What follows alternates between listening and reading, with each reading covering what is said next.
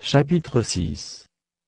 Il arriva, un jour de sabbat appelé second premier, que Jésus traversait des champs de blé. Ses disciples arrachaient des épis et les mangeaient, après les avoir froissés dans leurs mains.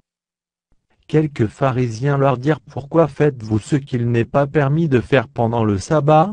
Jésus leur répondit: N'avez-vous pas lu ce que fit David, lorsqu'il eut faim, lui et ceux qui étaient avec lui? Comment il entra dans la maison de Dieu, prit les pains de proposition, en mangea, et en donna à ceux qui étaient avec lui, bien qu'il ne soit permis qu'aux sacrificateurs de les manger? Et il leur dit: Le Fils de l'homme est maître même du sabbat. Il arriva, un autre jour de sabbat, que Jésus entra dans la synagogue, et qu'il enseignait. Il s'y trouvait un homme dont la main droite était sèche. Les scribes et les pharisiens observaient Jésus, pour voir s'il ferait une guérison, le jour du sabbat. C'était afin d'avoir sujet de l'accuser. Mais il connaissait leurs pensées, et il dit à l'homme qui avait la main sèche: Lève-toi, et tiens-toi là au milieu. Il se leva, et se tint debout. Et Jésus leur dit: Je vous demande s'il est permis, le jour du sabbat, de faire du bien ou de faire du mal, de sauver une personne ou de la tuer. Alors, promenant ses regards sur eux tous, il dit à l'homme: Étends ta main. Il le fit, et sa main fut guérie.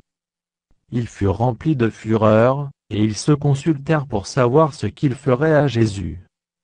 En ce temps-là, Jésus se rendit sur la montagne pour prier, et il passa toute la nuit à prier Dieu. Quand le jour parut, il appela ses disciples, et il en choisit 12, auxquels il donna le nom d'apôtres. Simon, qu'il nomma Pierre, André, son frère, Jacques, Jean, Philippe, Barthélemy, Matthieu, Thomas, Jacques, fils d'Alphée, Simon, appelé le Zélote, Jude, fils de Jacques, et Judas Iscario, qui devint traître. Il descendit avec eux, et s'arrêta sur un plateau, où se trouvait une foule de ses disciples, et une multitude de peuple de toute la Judée, de Jérusalem, et de la contrée maritime de Tyr et de Sidon. Ils étaient venus pour l'entendre, et pour être guéris de leur maladie. Ceux qui étaient tourmentés par des esprits impurs étaient guéris. Et toute la foule cherchait à le toucher, parce qu'une force sortait de lui et les guérissait tous. Alors Jésus, levant les yeux sur ses disciples, dit: Heureux vous qui êtes pauvres, car le royaume de Dieu est à vous.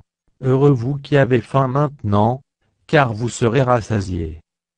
Heureux vous qui pleurez maintenant, car vous serez dans la joie. Heureux serez-vous, lorsque les hommes vous haïront, lorsqu'on vous chassera, vous outragera, et qu'on rejettera votre nom comme infâme, à cause du Fils de l'homme. Réjouissez-vous en ce jour-là et tressaillez d'allégresse, parce que votre récompense sera grande dans le ciel, car c'est ainsi que leur Père traitait les prophètes. Mais, malheur à vous, riches, car vous avez votre consolation. Malheur à vous qui êtes rassasiés, car vous aurez faim. Malheur à vous qui riez maintenant, car vous serez dans le deuil et dans les larmes. Malheur, lorsque tous les hommes diront du bien de vous, car c'est ainsi qu'agissait leur Père à l'égard des faux prophètes. Mais je vous dis, à vous qui m'écoutez, aimez vos ennemis, faites du bien à ceux qui vous haïssent. Bénissez ceux qui vous maudissent, priez pour ceux qui vous maltraitent. Si quelqu'un te frappe sur une joue, présente-lui aussi l'autre. Si quelqu'un prend ton manteau, ne l'empêche pas de prendre encore ta tunique. Donne à quiconque te demande, et ne réclame pas ton bien à celui qui s'en empare. Ce que vous voulez que les hommes fassent pour vous, faites-le de même pour eux. Si vous aimez ceux qui vous aiment, quel gré vous en saura-t-on? Les pécheurs aussi aiment ceux qui les aiment. Si vous faites du bien à ceux qui vous font du bien, quel gré vous en saura-t-on? Les pécheurs aussi agissent de même. Et si vous prêtez à ceux de qui vous espérez recevoir, quel gré vous en saura-t-on? Les pécheurs aussi prêtent aux pécheurs, afin de recevoir la pareille. Mais aimez vos ennemis, faites du bien, et prêtez sans rien espérer. Et votre récompense sera grande, et vous serez fils du Très-Haut, car il est bon pour les ingrats et pour les méchants. Soyez donc miséricordieux, comme votre Père est miséricordieux. Ne jugez point, et vous ne serez point jugés, ne condamnez point, et vous ne serez point condamnés, absolvez, et vous serez absous. Donnez, et il vous sera donné, on versera dans votre sein une bonne mesure, serrée, secouée et qui déborde, car on vous mesurera avec la mesure dont vous vous serez servi. Il leur dit aussi cette parabole, un aveugle peut-il conduire un aveugle? Ne tomberont-ils pas tous deux dans une fosse? Le disciple n'est pas plus que le maître, mais tout disciple accompli sera comme son maître. Pourquoi vois-tu la paille qui est dans l'œil de ton frère, et n'aperçois-tu pas la poutre qui est dans ton œil? Ou comment peux-tu dire à ton frère: frère, laisse-moi ôter la paille qui est dans ton œil, toi qui ne vois pas la poutre qui est dans le tien?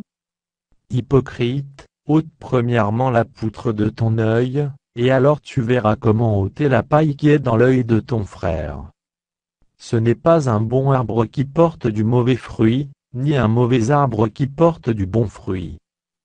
Car chaque arbre se connaît à son fruit. On ne cueille pas des figues sur des épines, et l'on ne vendange pas des raisins sur des ronces. L'homme bon tire de bonnes choses du bon trésor de son cœur, et le méchant tire de mauvaises choses de son mauvais trésor, car c'est de l'abondance du cœur que la bouche parle. Pourquoi m'appelez-vous Seigneur, Seigneur, et ne faites-vous pas ce que je dis? Je vous montrerai à qui est semblable tout homme qui vient à moi, entend mes paroles, et les met en pratique. Il est semblable à un homme qui, bâtissant une maison, a creusé profondément, et a posé le fondement sur le roc. Une inondation est venue, et le torrent s'est jeté contre cette maison, sans pouvoir l'ébranler, parce qu'elle était bien bâtie. Mais celui qui entend, et ne met pas en pratique, est semblable à un homme qui a bâti une maison sur la terre, sans fondement. Le torrent s'est jeté contre elle aussitôt elle est tombée, et la ruine de cette maison a été grande.